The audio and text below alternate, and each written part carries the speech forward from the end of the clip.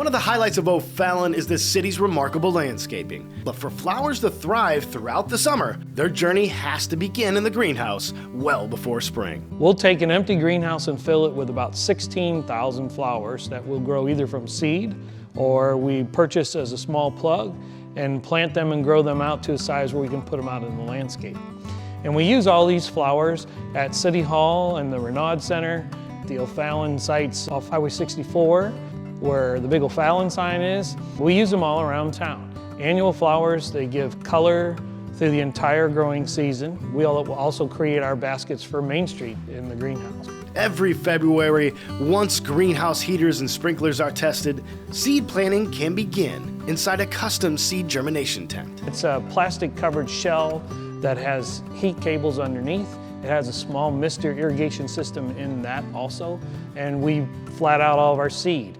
And about half of our production is from seed rather than the plugs. We have only one propagation table. You can only fit 24 trays.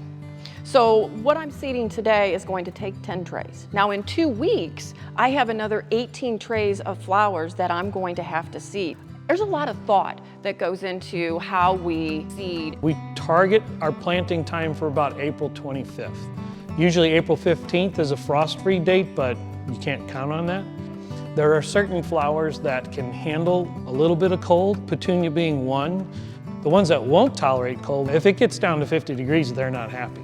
So we have to make sure that even our nighttime temperatures are at a point where it's time to put those out in the ground. Horticulture is a practice. The more you do it, the better you get at it, because you make mistakes and then you learn from that. I probably killed as many plants as I've grown. We have an experiment underway in our growth chamber where we've taken 4 different kinds of seed, and then we're going to subject those seed to 5 different concentrations of water-soluble fertilizer. What we're trying to determine is how much fertilizer can we give these new seedlings without killing them.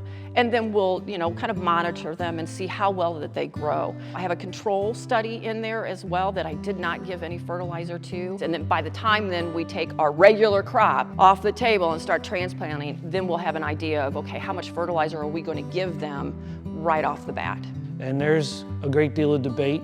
So instead of continuing to debate, we set up an experiment.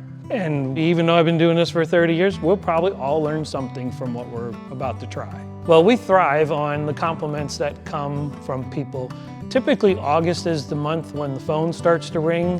What is that you planted? Or how do you get it to look that way? And we're willing to share our secrets. When it comes to doing it at home, I think it's a fantastic way to learn. You can go online and find seed, or you could purchase plugs yourself. But if you wanted to do that, the timing is really important. So a good time for tomato seeding, for example, would be sometime around St. Patrick's Day.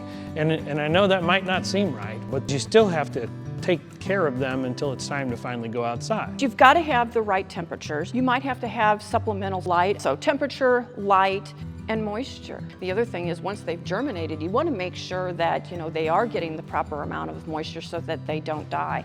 Every time that soil dries out, roots are dying. There are a lot of social benefits to what we do here, and I think that if we weren't doing this, people would notice. And I don't think that I would be happy if I wasn't doing it. I mean, there's a lot of things that I do here that, I really enjoy, but having the opportunity to get my hands dirty and actually grow something, it's life.